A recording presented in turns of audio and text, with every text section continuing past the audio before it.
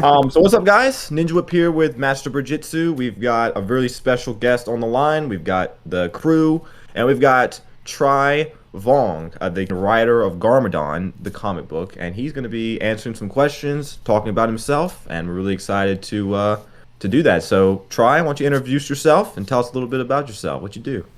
Yeah, well, thank you for having me. My name is Tri Vuong, and like you said, I'm the writer and artist for Skybound's Ninjago Garmadon miniseries, and I'm very happy to be here. Yeah, well, I mean, I got in as a fan, obviously. I read comics. I don't know. I think I read comics before I read regular books. I was looking at them before I could understand the words. And when I finished school, I decided to. I knew I wanted to draw and do something creative for a living, so I actually went to animation first, and I worked in video games and animation for some companies. But I kind of missed that storytelling itch that only like comics could give me. So about 5, 6 years ago, I said, "Well, let's just do something and just for myself. No commercial goals in mind. But I just started a web comic, and the bug bit me, and I loved it. And one thing snowballed to another, and I got hooked up with the fine folks at Skybound, and I was working with on them on another graphic novel, and then they just threw it out there. It's like, hey, do you like Lego? I'm like, yes. Yeah, it's like, would you be interested in this? And 1 year later, here I am. Who created like the minifigure design? So you have like the Red Crows, and you have like obviously Magra and the Sons of Garmadon members now have some new outfits, and I think it'd be really cool to kind of pinpoint where like the inspiration for that came from, and like kind of who created them. I mean, I guess it would be me, but the Sons of Garmadon, the Red Crows, are basically I just basically adapted and slightly tuned the Sons of Garmadon. I didn't change them too much. And then Yeah. also going from like a TV show and toy to translating to a comic, you got to like simplify things so I don't go insane drawing all the decals and stuff. But for Magra, I was that was also me, and I was actually kind of looking at a lot of like Japanese Tengu demons. Yeah. So those red skin winged demons. So that was sort of the initial like inspiration kind of for him. And the initial pass was actually a little bit crazier, but then we just kind of massaged and toned it down. Of course, I had Skybound's help and Lego's help and Meat's help, and we talked about things and seeing what can we push with it, and how much is too far before it just stops becoming Lego. So it took a while to figure out that balance. But then the Tengus are really like you see a red demon with big raven wings and the shoes. So that's a Tengu. Mhm. I even thought like, oh, can I like would it be too far if I gave them like a big nose? And I think that just at that point it just looked a bit too strange. So we changed it back and made. I mean, that would mean Maga would be 100% be a Tengu, and he's not. He's inspired by sort of that sort of look and mythology. Actually, the wings for Magra took some tweaking because at first we thought like maybe they should have actual like minifig toy wings. I think I don't know which minifigure it was, but it had a very specific look, and we drew it on there. And then later on, as we kept on drawing the comic and kind of seeing how we could break the rules, we're like, well, what if it was just looked more like feathers? Like, so it's he's not a toy. He Yeah. looks like a toy, but he's like his own. Like they're all their own characters. So like we're trying to find that balance on how much toy DNA we should keep and how much we can kind of make it seem like Yeah. they're yeah mythical I will just creatures. interject. I mean, a lot of people in the community have been talking about how just they've been able to custom make a lot of the people that like you're introducing just because like you've inspired a lot of already existing pieces. Like I don't know, it's cool. A lot of people have enjoyed That's that. really awesome. Yeah, somebody showed me they did a version of Garmadon with the ponytail, like the white Mhm. hair that he has. Oh, that's And cool. that's awesome. Yeah, so it's kind of circular because it comes from the toy first, and then I see like how much I can break the rules, and then it kind of then I guess if it works, it kind of comes back to the toy. So it's kind of Yeah. cool to see the way that works. It's like it's Lego, but it's in Mhm. another medium. So we can't like we got to use the strengths of the medium, but then also keep all the love and charm of the story and the characters that everybody's going to love. What does your creative process for the comic art look like? Not that different than regular art, actually. There was a long learning process on how to draw these minifigures. I think I was so surprised at how difficult they were to draw. Um, so in terms of so I guess with regular comics, it starts with it's a bit organic for me, so it's kind of like thumbnails where I try to figure out the storytelling of the page, and I'm not worried about getting them to be pretty or anything like that. But I just want even these sketches. I want the story to read clearly and the characters to have their acting in there. They look kind of weird, but I should be able to look at a drawing and know, oh, Garmadon is angry in this panel or sad or something.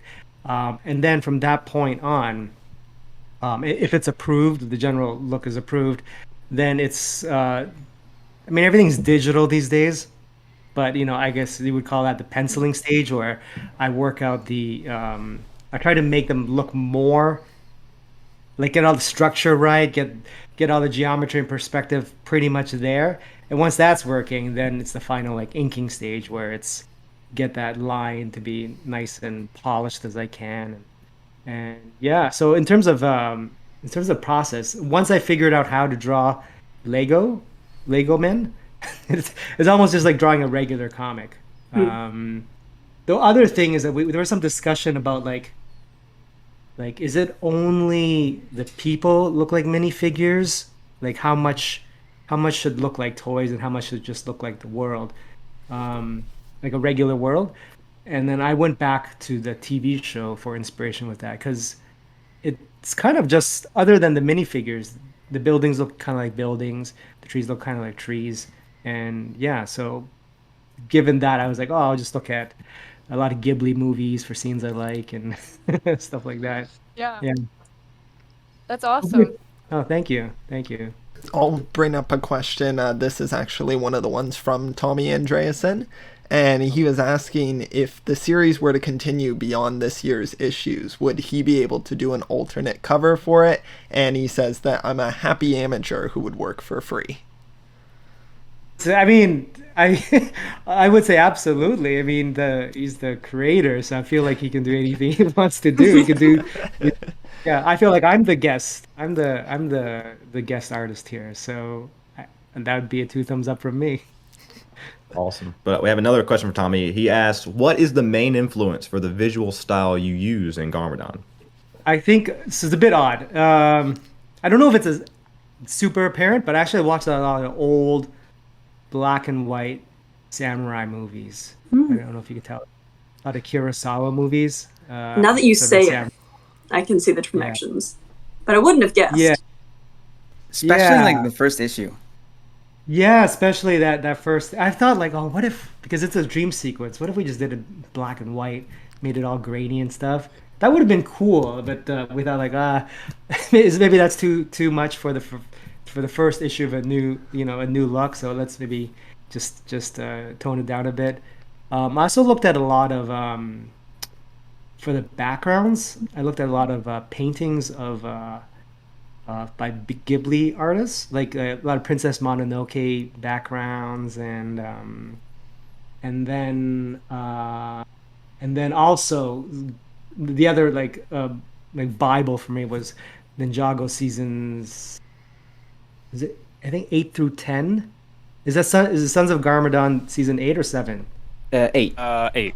Okay, then yeah, 8 through 10 I watched a lot of. If there was something I wasn't sure about, I would comb through those particular seasons to try to figure things out.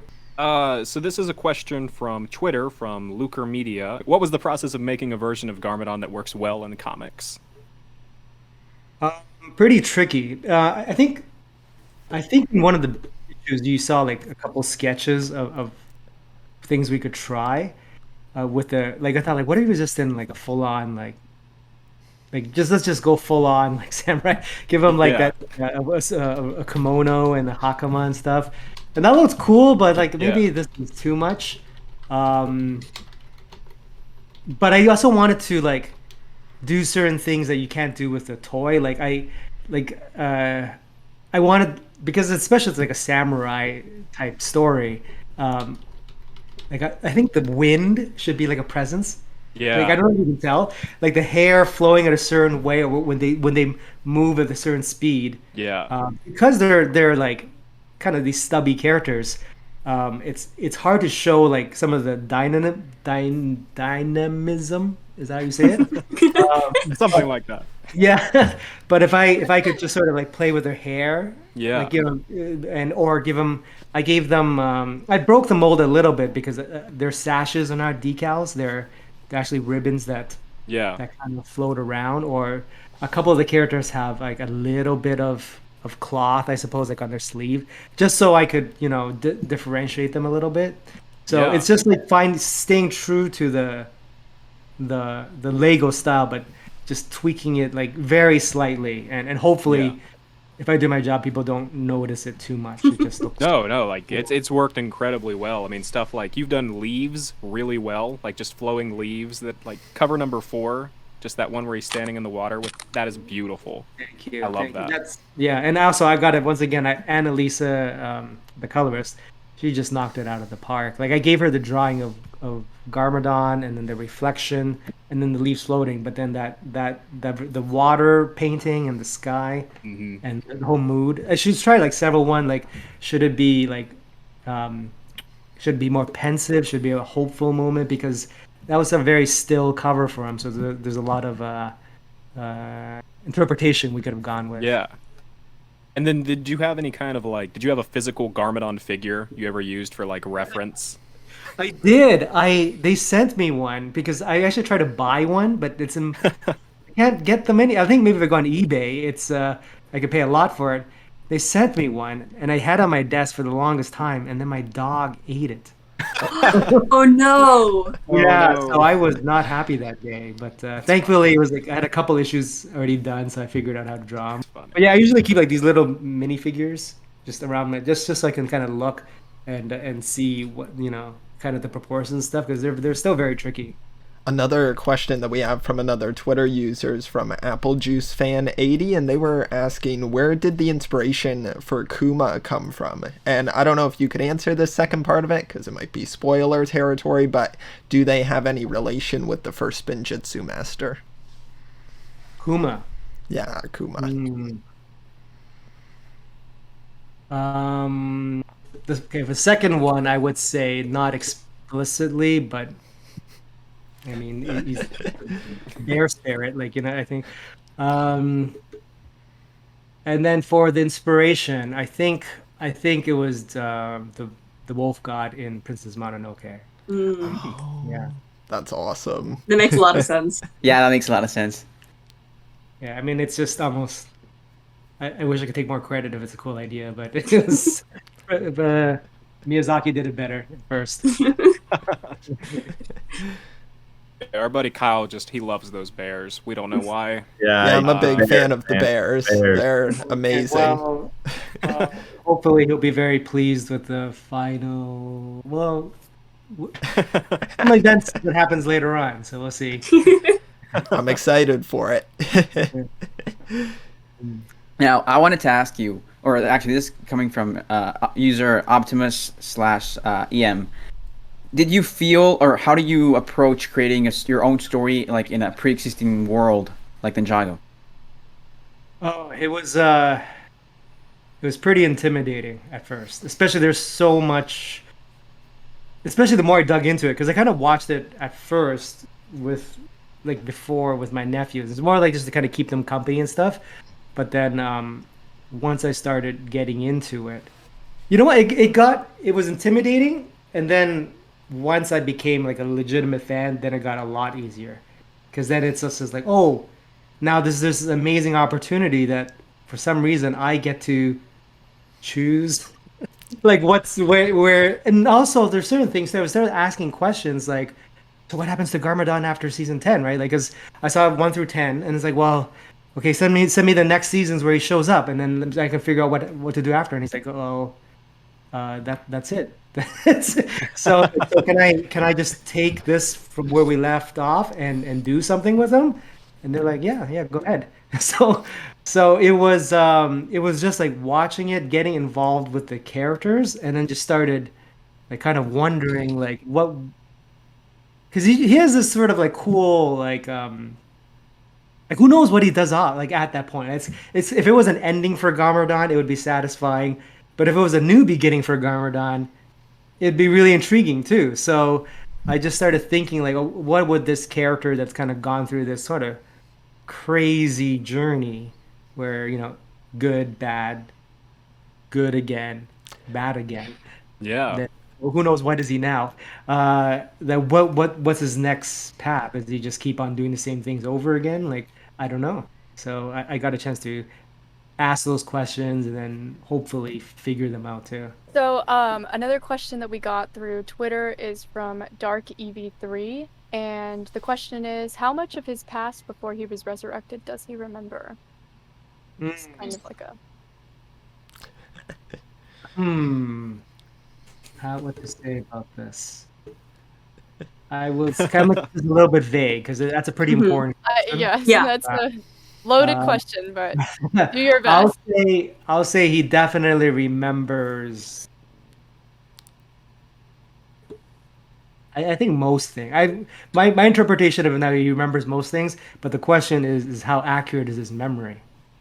And because it's and also you've seen things that happened in the past through sort of like Lloyd's viewpoint or Wu's viewpoint, or even just sort of like the camera's viewpoint, but I don't think you really got a chance to see it from Garmadon's viewpoint, like what events that happened to him. So he's very pensive. Like he doesn't talk about his feelings. Sometimes he says things you don't even really know if he really means it. Like he just kind of, that's just what he's on. This is just sort of like his this is his comfort zone. But does he actually, like, does he really want to do the things he says he wants to do? So yeah, I don't know.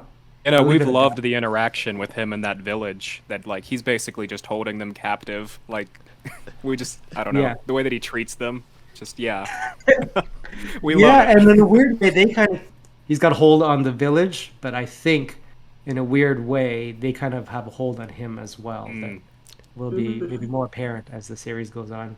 So I was just wondering if there was anything that you wish you could have done in the story but didn't, either because you didn't have time or the pacing just didn't work or like a time constriction. Oh yeah, there was a lot of stuff we kind of had to just shorten. It would have been great to kind of get into the history of Two Moon Village a little bit more. Like there's a reason why the elders are twins. Because in my mind, like that seems to be like a recurrent thing with them. It just, there's this duality, like where the elders are the whoever the village leaders are always twins. Even everything would have been great to spend more time with the Red Crows, and the politics within that, and making it a bit more apparent than what we're sort of seeing, because there's a bit of conflict. I don't know what it's called, conflict. There's a bit of hesitation there too, when because they're trying to figure out their identity too, is the way I think about it. Like, are they when Garmadon was gone, did they remain the Sons of Garmadon for a little while, and then now they have a new leader, now they're this other thing, but then do they even want a leader? Like, maybe is their leaders maybe just bad for them in general? Maybe they're better without any leader. So everything, but there's only being comics takes a lot of work, and it's also picking your battles, because you only got 20-ish pages every month to deliver a story. But hopefully there's a lot more for myself or other future writers to kind of dig into. Yeah, we've loved the analogy that the Sons of Garmadon are basically like a teenage girl after a breakup moving from boy band to boy band. We've said that a couple different times. That is great. I hadn't heard of it that way before, but yeah, that is basically perfect. Yeah, yeah. And then now their first their first love comes back, and what do they do? Yeah. Yeah. Another question that we have is actually from Instagram, and it is from the user Toasted B. I'm not sure how to say it. And the question is, how much creative freedom were you given to write the series? Did you have anyone at Lego giving you guidelines on how the story had to go or where it had to end up? Surprisingly, no. I mean, not too much, like very little, because when I was pitching ideas, I mean, that one of the suggestions is like, if you're gonna pitch an idea, pitch three. You pitch sort of the really safe one that you think that will, it's not gonna rock the boat too much. Then you have this sort of middle one that kind of pushes in the envelope a little bit, and then just one where it's just what you want to do creatively. That one's gonna get shot down, right? And I pitched the other two, thinking that they'd go with it, and this Garmadon, the Wanderer, samurai type story was like they're not gonna go for this, and they're like, yeah, let's just do that one. So they've been like real. I was like, I can like the way I'm thinking, it may change some things pretty drastically about the character, or we're gonna explore a different thing, and also I was thinking that we're gonna go a little darker and a little more mature, and they're like, yeah, let's just do it. So I was like, wow, okay, let's just keep on going. And along the way, they guided me, like, because it is still like a kid's. I think of it as all ages. I mean, I'm hoping that anybody can pick it up and get into the characters and go along with the adventure. But and it's tricky because there's a lot of action in Ninjago in general, and I think we can push it a little bit in the comic, but we can't. We can't go too much. So trying to find that balance where it's exciting, but it's not too crazy. It is that's the part that needed massaging. So the Noctis Ninja asks, what is your favorite cover of the Garmadon comic? Well, I have to choose one that somebody else drew then. I think there was one by, was it Juniba that did one? I don't know. I'm almost afraid to say which one because I don't have them all in front of me. I really like the one where it looked like Garmadon was raising skeletons. Yeah, the one with a bunch of green. Yeah, maybe I'll go with that one. Yeah. Okay. Then other one that we have from YouTube is from a user HSBB2, and they were asking if you had the opportunity to write for another Ninjago character after Garmadon concludes, who would you be interested in writing about? Man. Okay, let me think.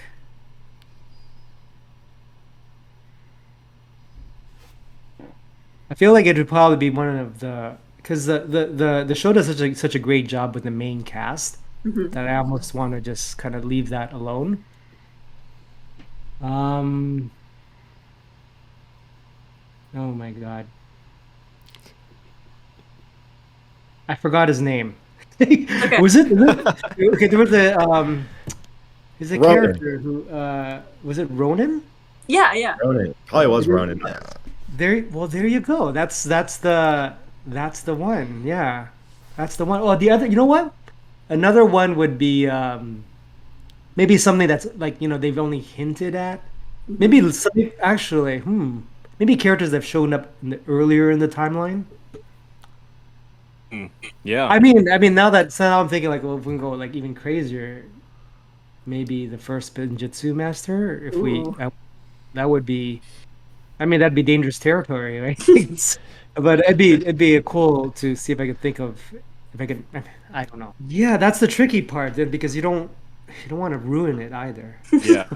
Sometimes there's coolness in mystery. Yeah. Yeah. So that one I would be interested in thinking about. I don't know if I have any if I have an idea to add to it, then that'd be cool to do. But otherwise, I wouldn't want to mess it up too much. Yeah. Sure. That sounds awesome. But yeah, are there any closing final thoughts that you might have for this? Any announcement to the Ninjago fans out there that might be watching this? Well, first, thank you for having me on. It was pretty nerve-wracking before the first issue came out. Like, I hope, Ninjago fans like this, because the priority was to do right by the fans first, and then so far, I think, to get everybody's seal of approval has, I breathed a big sigh of relief, and I really appreciate the support on this. And then in terms of announcements, no. I'm just focused on finishing. I'm working on the last issue now. I'm quite happy with the way it's shaping up, and I hope that it's going to give a really satisfying ending. And yeah, and I have some other ideas, but who knows what the future will bring too. So I'll just be a little bit coy right now. Yeah, of course. Do you have any social medias you want to link, or where people can follow you to see more? The worst of that. I do have an Instagram. Yeah, I have an Instagram, and I think it's just at Tri Vuong. Nothing imaginative. It's my name. Put it in the link in the description so you guys can follow Mr. Yeah, for sure. And I try to answer every question or comment I get, and yeah, please feel free to reach out. Awesome. Well, again, thank you so much for doing this with us. We really appreciate it. We love GARMADON. We can't wait for the next issues, and we're glad that now the fans can get to know a little bit more about you and your creative process. So that's really fantastic. But yeah, again, thank you so much for joining us today on this this podcast. Yeah, thank you. It's been a blast. The questions are really insightful. I had a lot of fun just sort of thinking about it. And yeah, if once the series is out, you want to do like a deep dive into all the spoilers, I'd be happy to answer what I can then too. Of course. Sounds fun. Yeah, thanks a lot, guys. This was great. Yeah. All righty. Thank you so much. Mhm.